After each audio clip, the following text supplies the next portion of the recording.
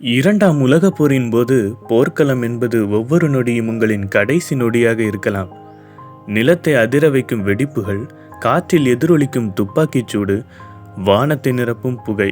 இந்த குழப்பத்தின் நடுவே ஒரு இளம் 19 வயது கிறிஸ்தவ சிப்பாய் தனது சீருடையின் மார்பு பையில் இதயத்தின் மேல் ஒரு சிறிய பைபிளை எடுத்துச் சென்றார். அவன் வீட்டை விட்டு வெளியேறும் முன் அவனுடைய தாய் அதை அவன் கைகளில் வைத்து அவனிடம், "மகனே, இதை உன் இதயத்திற்கு நெருக்கமாக வைத்துக்கொள். உன்னால் புரிந்து கொள்ள முடியாத வழிகளில் அது உன்னை பாதுகாக்கும்" என்று சொன்னாள்.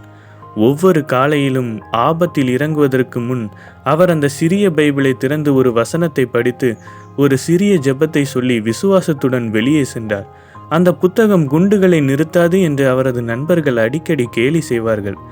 மேலும் அவர் வெறுமனே புன்னகைத்து, "ஒருவேளை இல்லை, ஆனால் தேவனால் முடியும்" என்று கூறுவார்.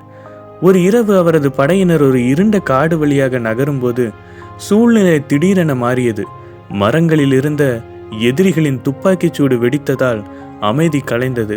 போர் வீரர்கள் தரையில் வீழ்ந்தனர், மறைவதற்கு துடித்தனர். அந்த திகிலூட்டும் தருணத்தில் ஒரு துப்பாக்கிச் சூடும் வீரரின் தோட்டா இளம் சிப்பாயை நோக்கி நேரடியாக சுட்டது.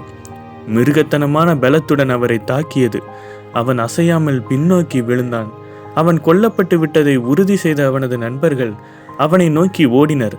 அவரது நாடி துடிப்பை சோதித்த போது அவர் இன்னும் உயிருடன் இருப்பதை உணர்ந்தனர்.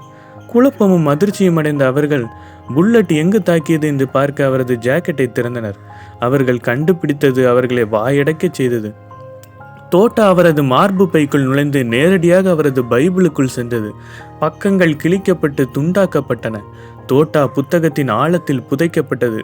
ஆனால் அது சங்கீத புத்தகத்திற்கு சில பக்கங்களுக்கு முன்பே நிறுத்தப்பட்டது.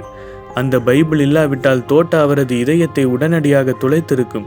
சிப்பாய் கண்ணீருடன் கிழிந்த பக்கங்களை பார்த்தார். நன்றியில் மூழ்கினார். பேச முடியாமல், "ஆண்டவரே, உண்மையில் நீர்தான் என் கேடகம்" என்று கிசுகிசுத்தான். அந்த அதிசயம் பற்றி செய்தி முகாம் முழுவதும் பரவியது. கடவுளை நம்பாத அதிகாரிகள் கூட ஒரு தோட்டாவை நிறுத்திய பைபிளை பார்க்க வந்தார்கள். டாக்டர்கள் சிப்பாயை பரிசோதித்துவிட்டு ஒருவரும் நேரடியாக இதயத்தில் பாய்ந்து உயிர் பிழைத்தது இல்லை, இது அதிசயம் என்று மிக தெளிவாக சொன்னார்கள். சங்கீதம் 91 கூறுகிறது, "அவருடைய சத்தியம் உங்கள் கேடயமாகும்." இந்த சிப்பாய் அந்த வாக்குறுதியை உண்மையில் அனுபவித்தார். அவர் தனது வாழ்நாள் முழுவதும் தோட்டாக்கள் பாய்ந்த அந்த பைபிளை மற்றவர்களுக்கு காட்டி, "இது வெறும் புத்தகம் அல்ல, இது ஜீவனுள்ள தேவனுடைய வார்த்தை" என்று கூறினார். தேவன் ஒருவரை பாதுகாக்க முடிவு செய்தால் எந்த ஆயுதமும் அல்லது எந்த எதிரியும் அவருடைய திட்டத்தை தடுக்க முடியாது என்பதை இந்த அதிசயம் நமக்கு நினைவூட்டுகிறது.